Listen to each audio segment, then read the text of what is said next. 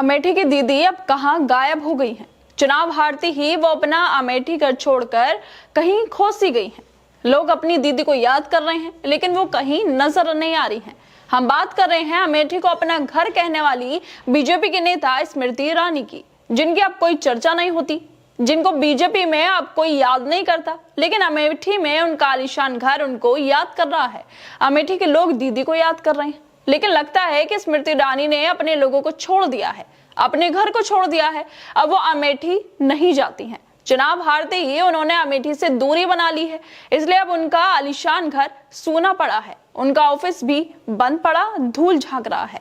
दरअसल दैनिक भास्कर की एक रिपोर्ट सामने आई है, जिसमें बीजेपी के नेता स्मृति ईरानी के अमेठी में आलीशान बंगले का हाल वो लोग देखने पहुंचे थे। सालों बाद अमेठी के लोग कैसे स्मृति ईरानी को याद कर रहे हैं, इसका जायजा लेने पहुंचे थे। जब दैनिक भास्कर की टीम अमेठी गई तो उन्हें उनके लोग याद कर रहे हैं, स्मृति ईरानी को याद कर रहे हैं। दैनिक भास्कर की इस रिपोर्ट में खुद बीजेपी वर्कर कहते हैं कि हार जीत लगी रहती है, लेकिन क्षेत्र छोड़कर कौन चला जाता है।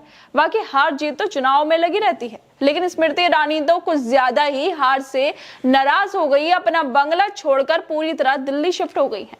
अमेठी से चुनाव हारने के बाद स्मृति ईरानी एक बार वहां लौटकर वापस नहीं गई। उनका आलीशान घर सूना पड़ा हुआ है, उनका ऑफिस भी बंद पड़ा है, धूल फाक रहा है। स्मृति ईरानी ने कहा था कि अमेठी उनका घर है।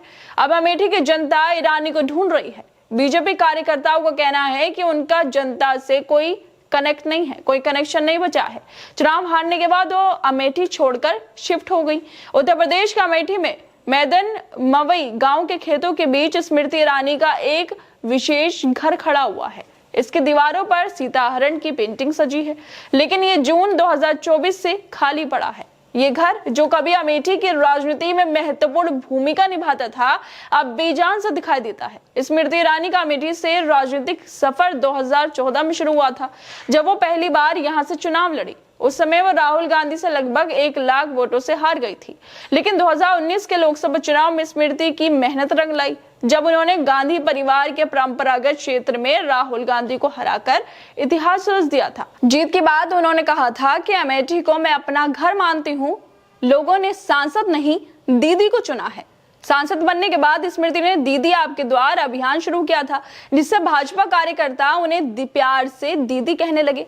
उन्होंने अमेठी से अपना आलीशान घर ही नहीं बनवाया, बल्कि यहाँ की मतदाता भी वो बन गई थी।